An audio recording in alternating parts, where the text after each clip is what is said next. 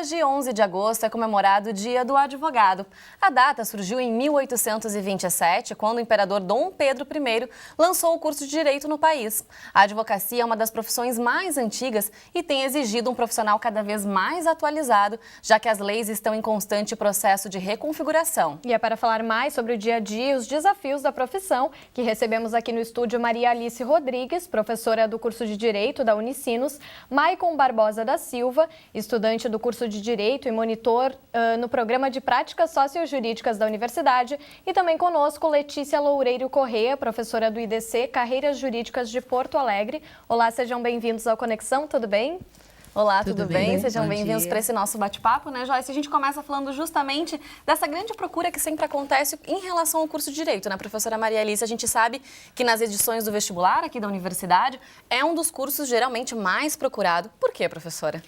Eu acredito que a procura pelos cursos de Direito, e especialmente aqui na Unicinos realmente isso tem acontecido nos vestibulares, se dá em razão das várias possibilidades de carreiras profissionais que a pessoa graduada em Direito tem a possibilidade de optar. Tem tanto as carreiras jurídicas, que são muitas, quanto outras áreas de atuação que também a formação em Direito vai qualificar o profissional. E é uma área muito tradicional também, né? Quer dizer, as pessoas, enfim, é uma das profissões mais antigas, então por isso também acaba sendo um reflexo aí nesse momento da escolha por parte da pessoa. Inclusive se percebe que o curso de Direito é um dos cursos mais procurados como um segundo curso de opção da pessoa. Então é muito interessante isso.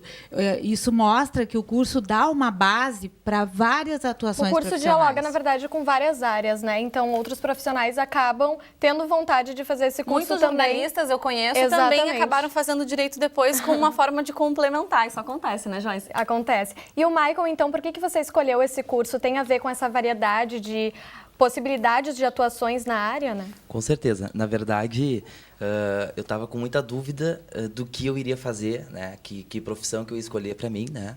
E o Direito, por possibilitar essa amplitude de áreas, eu acabei optando, então, a vir fazer o Direito. Mas confesso que, no início, eu tive um pouco de dúvida, né? E quando eu tive um primeiro contato com o Direito, eu não tive dúvidas mais de que seria a profissão que eu ia eleger para a minha vida, assim, né? Bom, e a gente viu aí que tem várias possibilidades, então, professora Letícia, mas o ideal é que o aluno, já lá na graduação, ele já possa ir por uma vertente e se especializar naquilo ali, se é naquela parte que ele quer atuar. Como é que ele pode agir, assim, para que ele seja realmente um bom profissional e consiga um espaço no mercado de trabalho? Eu tenho dito que a primeira coisa que se deve pensar é o tipo de advocacia que se quer. Porque nós temos a advocacia pública, que hoje é muito forte, com a área de concursos. O concurso ele é super almejado, porque ele é aquela estabilidade, com a tranquilidade. E nós temos a advocacia privada, né, que, é claro, ela é um pouco mais arriscada, mas financeiramente, se realmente der certo, ela tem um retorno muito maior. Então, as duas, né, digamos assim, os dois grandes ramos, eles têm toda a possibilidade, apesar da demanda grande do mercado, de dar certo. Desde que a pessoa, desde a graduação, ela foque naquilo que ela realmente quer. O que ela pretende para ela. Eu sempre menciono o exemplo de uma aluna minha, uma pessoa, digamos, com menos condições, que 1 ano após formada, ela passou no concurso para auditora do Tribunal de Contas. Mas ela teve aquele foco do concurso desde a graduação. Ela já sabia o que ela queria. Então, esse negócio de saber o que eu quero. Até mesmo hoje a gente vê que muitos alunos nossos eles têm a pretensão de dar aula. Então, isso já na graduação também é um foco. Então, eu acho que assim, na graduação deve pensar o que eu quero, advocacia pública, privada, e a partir E até em disso relação às especializar. áreas também, né? Que tem a questão do direito ambiental, por exemplo, direito autoral, que também está bastante em ascensão, né? Eu sempre digo, e cuidar daquilo que a gente realmente gosta. Porque por mais que, digamos, se diga assim, essa tal área está sobrecarregada, se é aquilo que tu gosta, tu vai fazer muito bem e aprender muito, estudar muito, ninguém vai conseguir te frustrar por uma concorrência de mercado. O mercado é muito amplo, nós temos uma demanda muito grande e cada vez mais crescente. Agora, é uma demanda cada vez mais carente de advogados realmente focados com o serviço artesanal, não uma demanda não atenciosa, uma demanda de massa que não presta atenção no cliente. Então, eu digo assim, para todas as áreas, mesmo aquelas que a pessoa pensa que está sobrecarregada, superlotada, se a pessoa focar, se for o que ela gosta, o que ela quer, ela deve investir. Tá certo. Bom, e o Maicon também já trabalha na área, né? Fala um pouquinho pra gente como é que é o teu dia a dia. Você já escolheu também qual dessas áreas você quer seguir, né, depois de formado? Eu, na área jurídica, né, assim, com processo, com atendimento aos nossos assistidos, eu trabalho no Núcleo de Práticas Jurídicas, que é coordenado pela professora Maria Alice. Já está tendo essa experiência também de trabalhar Exato. com a comunidade? Sim, e ali a gente, então, faz o acompanhamento dos nossos assistidos que chegam, que a gente presta um serviço para a comunidade de São Leopoldo, e com a questão processual, acompanhando os alunos em sala de aula, auxiliando os professores em sala de aula, né? E na minha atividade profissional, eu trabalho no Parlamento Hamburguense, a gente faz um trabalho um pouco diferente do cotidiano jurídico, que é extrair um fato social, né, da comunidade e tentar levar para o parlamento. Então, a gente construiu, através de um projeto de lei, uma legislação e normatizar aquele fato social, né? E, professora Maria Alice, se a gente for olhar hoje, né, o profissional, o advogado, quais os maiores desafios que ele enfrenta? Que a professora Letícia comentou aí da grande demanda, tem muitos concorrentes, mas qual é esse contexto, esse cenário, se a gente for analisar? Eu acho que a professora Letícia já falou muito bem. É preciso, o desafio, me parece, é estar atualizado e perceber essas demandas da sociedade, demandas no campo social, científico, tecnológico. São muitas as transformações sociais que exigem desse profissional da área jurídica uma constante atualização. Então, o permanente estudo e a visão de que se ampliam as áreas de atuação, me parece que é um dos principais desafios de quem trabalha com direito. Sabe que sempre que eu converso com amigos advogados, a gente sempre chega naquele ponto de falar da questão ética do trabalho, que é muito forte também na nossa profissão, né, Joyce? Com certeza. E eu queria que a professora Letícia comentasse um pouco sobre isso, quer dizer, essa preocupação também que esses novos advogados, eles tenham que cumprir, porque muitas vezes aí estão envolvidos em situações controversas. Qual que é o melhor caminho? Na verdade, a gente tem visto assim, a OAB tentando enfrentar todo tipo de problema. Existem problemas que as pessoas ainda nem imaginam que já estão tomando conta do nosso país, como, por exemplo, investidores estrangeiros, né, criando aqui um capital, e que, principalmente Rio e São Paulo, eles estão advogando por meio de grandes escritórios. A OAB está tentando coibir isso. Nós temos a propaganda demasiada, nós temos a venda do sonho, que eu digo. Então, o que eu mais vejo é que a pessoa, hoje em dia, ela se preocupa muito, às vezes, de ganhar dinheiro, sem perceber que o cliente ele mudou. Ele é uma pessoa que ele tem noção do mercado, mas não esqueça que dentro da advocacia, por exemplo, se ele conversar com outro advogado, tem sempre um parente que está estudando, ele vai saber o que está realmente acontecendo. Então, eu acho que a preocupação maior é saber que o cliente de hoje é um cliente que ele está atento para o que está acontecendo. Ele tem acesso às leis, quer dizer, ele pode ir na internet e procurar sobre o assunto. Mas ele tem acesso ao próprio processo dele quando ele acessa a internet. Então, a ideia que se tem é que cada vez nós temos que pensar mais no atendimento, temos que pensar no atendimento de qualidade e a consciência de que o nosso cliente ele é um cliente que ele vai buscar um serviço bom e se ele se sentir enganado, ele vai conseguir a orientação adequada e nós temos aí vários processos, né, não só na OAB, no Tribunal de Ética, que nós temos uma demanda muito grande, mas também no Poder Judiciário Responsabilidade Civil, né? É um cliente ativo, então, né? É um cliente ativo que ele pode participar, ele vai lá, ele bota o nome dele, ele vê o processo dele. E é muito melhor que seja assim, é muito melhor também que todo mundo tenha acesso a todas essas informações. Isso acaba privilegiando o bom advogado, né? E eu gosto que o cliente faça isso e tem que realmente ser orientado, né? E, professora Maria Alice, quais são, então, as exigências para que essa pessoa possa atuar como um advogado? Sim, é o curso de graduação, depois a aprovação no exame da OAB, no exame de ordem, né? E também a inscrição na Ordem dos Advogados do Brasil. Essas são as exigências para a atuação como um profissional de direito. E o profissional que ele não passa, né, nesse exame, digamos, eventualmente, ele pode atuar mesmo assim? De que forma no caso, o estudante, né, que foi lá, fez a graduação, se formou, ele pode atuar de que forma depois disso? Não, como advogado, ele não pode atuar sem ter a aprovação e inscrição no exame de ordem, né? Então, o que acontece é que, muitas vezes, enquanto não aprovados, ficam estudando para concursos públicos, para ingresso em outras carreiras, mas o fato é que a aprovação no exame de ordem é fundamental. Professora Letícia, então, o aluno ele tem que se formar na graduação, ele já pode se inscrever para fazer a prova da ordem. Como é que funciona esse processo? Assim, explica para a gente. Na verdade, ele pode fazer o exame de ordem até um ano antes, né, da sua graduação, o que hoje se calcula que ele possa fazer 2 exames antes da sua conclusão de curso. Para já ter uma noção de como é que é essa prova. Se não E passar no primeiro... até mesmo aprovação, porque eu acredito que esse aluno que faça nesses semestres, ele tem uma condição psicológica mais, digamos, mais cômoda, porque ele não tem aquela pressão social que se tem depois de formado. Por quê? Porque as pessoas hoje em dia elas cobram muito sem conhecer a realidade do exame de ordem. Então, eu trabalho muito com essa realidade e as pessoas cobram. E por que não passou ainda? Ah, mas o fulano, filho de não sei quem, já passou. Então, eu acho que a pessoa fazendo antes, eu até recomendo que nem conte o que vai fazer. Ah, não vou fazer agora, não estou bem. Que realmente tem uma pressão muito grande, quer dizer, fim de curso, né? A pessoa já está ali, bom, eu vou conseguir colocação no mercado de trabalho, ainda tem toda essa questão dessa prova. É um momento tenso, tem TCC também, tudo envolvido, né, Joyce? Com certeza. A gente sabe que não deve ser simples realmente, mas, professora, a gente queria saber quais etapas que os candidatos têm que passar, então, para ter essa certificação. O exame de ordem é composto de 2 etapas. Na primeira etapa são 80 questões objetivas, né, com 4 assertivos marcados da letra A à letra D, e aí envolve as demais, as mais diversas matérias que possa imaginar. Tanto que não existe um edital com conteúdos, eles dizem que são as cadeiras que ele estudou efetivamente na graduação. Então a gente calcula em torno de 11, 12 matérias, vai de filosofia jurídica, passa pela ética, todos os processos, direito material, trabalho, civil, penal, tributário, enfim, o leque de matérias é muito amplo, mas muito amplo. Ele sendo aprovado com 40 questões, né, é o mínimo que precisa, que é 50% da prova, e não pense, mas metade da prova é fácil. Não é fácil, é uma prova que ela é realmente muito ampla, com tempo muito curto de realização. Ele vai fazer a segunda etapa. Na segunda etapa, ele escolhe a área que ele vai fazer. Ele vai poder escolher entre civil, penal, trabalho, tributário, constitucional, administrativo, empresarial. Então, ele vai poder escolher a área. Na segunda etapa, são 4 questões problema para ele resolver e mais uma peça. E aí, se ele passar nessa segunda, ele tem que tirar, aí a média aumenta, né? Ele passa para 6, aí efetivamente ele vai conseguir ser aprovado.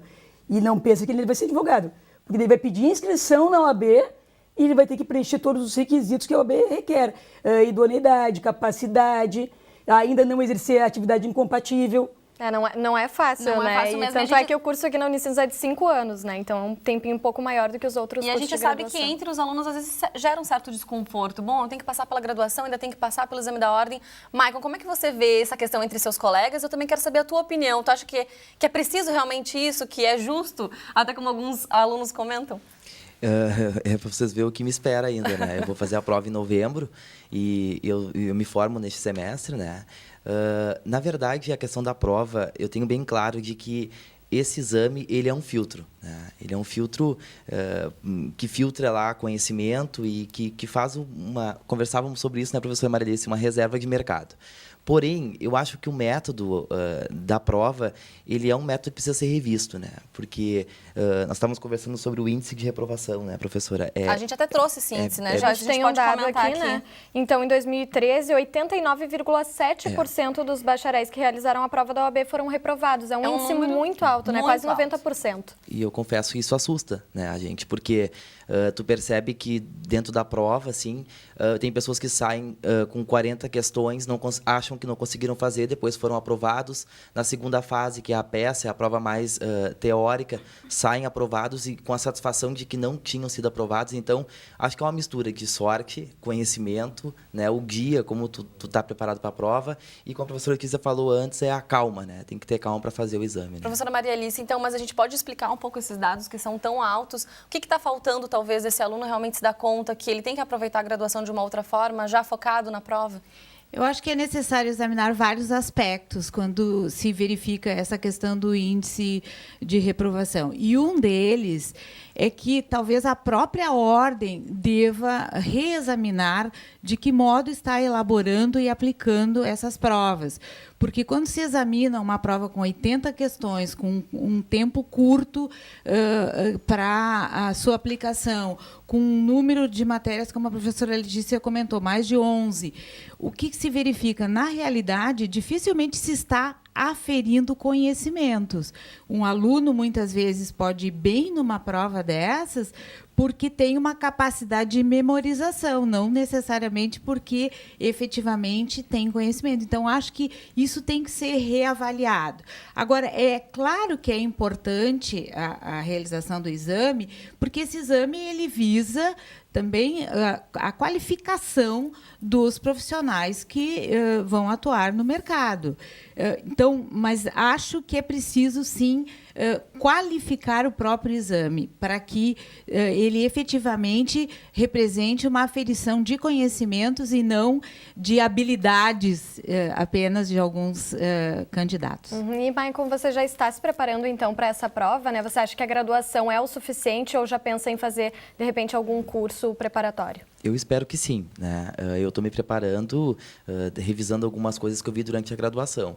Agora, eu acho que a não aprovação no exame de ordem, ela acaba recaindo sobre as universidades, né? O método de ensino das universidades. Isso é preocupante, né? Será que são as universidades, os alunos que não estão capacitados, ou será que o exame precisa ser revisto, né? Mas, enfim, eu acho que é estudar o conteúdo e, se não conseguir ser aprovado na primeira fase com o conteúdo da graduação, depois ser aluno da professora Letícia no cursinho preparatório. Mas uma coisa que eu acho, e até vou logo colocar, uma coisa que eu acho muito importante e que se verifica com frequência é que aqueles alunos que procuram, durante a sua graduação, permanentemente a realização de estágios nas mais variadas áreas, né? Tanto no Ministério Público, no Poder Judiciário, em escritórios de advocacia, ou mesmo nos núcleos de práticas das universidades, como o Maicon está fazendo, esses alunos, invariavelmente, são aqueles alunos que são aprovados no exame, mesmo sem fazer qualquer tipo de curso. Então, na realidade, a prática durante... exatamente, que faz com que o aluno esteja frequentemente estudando, contribui para um bom resultado depois no exame de ordem. Queria ouvir a professora Letícia também em relação a esse assunto, né? Já que a senhora também tem muitos alunos que procuram, querem se preparar, querem passar na prova. Geralmente são pessoas que já tentaram, o perfil geralmente é esse, de pessoas que já tentaram algumas vezes ou não, eu já estou focada, já quero ter uma melhor preparação e aí procuram essa capacitação? Hoje com essa facilidade de poder fazer a prova antes, geralmente a primeira prova o aluno faz sem curso nenhum. Aí a segunda ele faz com um curso assim, intensivo, mais rápido, e a partir dali ele vai avaliar se ele precisa fazer um curso extensivo, que daí é de 3 meses, 2 meses, vai depender do caso, ou se ele não precisa. É que eu vejo assim que o curso preparatório, ele teria como objetivo fazer o quê? Lembrar um pouco de tanta matéria, né, pela qual ele já passou, matérias que, por exemplo, estão lá no início da graduação, como trazer aquilo para a memória agora. Então, o preparatório também serve para isso. Agora, inegavelmente, hoje o preparatório também está servindo para fazer formação de bacharel em Direito. A gente está dando alguma coisa de sala de aula, não parei, isso aí eu nunca vi, né? E aí vai dizer qual é o problema. Eu acho que, na verdade, tem no mínimo 3 problemas. Né? Existe o problema do exame de ordem, que realmente deve ser uma prova reelaborada, né? Até com um pouco mais de humildade da banca, que não anula nunca nada, e tem erros. Efetivamente tem, eu poderia apontar para vocês, mas eles não anulam. É soberania de banca, né? E existe um outro problema que é o aluno, que é aquele aluno que ele visa formar-se e não ter formação muitas vezes. E a graduação ela tem que ser feita com formação, com consciência. Não é o passar, escolher uma grade de horários com um professor mais fácil para passar. Tem que pensar, porque o direito ele vai te cobrar no fim. Ele não é como a outra graduação que não vai ter essa cobrança de uma prova no fim. Então, o que hoje é fácil, amanhã vai ser muito difícil. E existe, claro, a relação ensino-aprendizagem, que eu acho que a demanda de faculdades, universidades é muito grande. E eu comentava esses dias que o problema é como ter tanto professor bom para tanto curso. Né? Como isso? E aí hoje a gente vê que a gente não tem tanto professor bom, tantos preparados, né? Tantos especializados para poder dar a formação para o aluno. Agora, se eu tenho professor bom, eu também tenho que ter um aluno que queira receber isso. E, por outro lado, uma prova justa. Então, no mínimo, nós temos que resolver esses 3 problemas, né? Tá certo. Então, bom, a gente tem o site, né, Joyce, para quem quiser saber mais, conhecer a Escola de Direito aqui da universidade. Exatamente. Então, o site é unicinos.br/escola-direito. Isso mesmo. Bom, muito obrigada pela participação de vocês, pelas informações, parabéns pelo dia de vocês. O Maicon já quase um advogado. Até o próximo encontro. Obrigada. Tchau, tchau. Obrigado. Obrigada.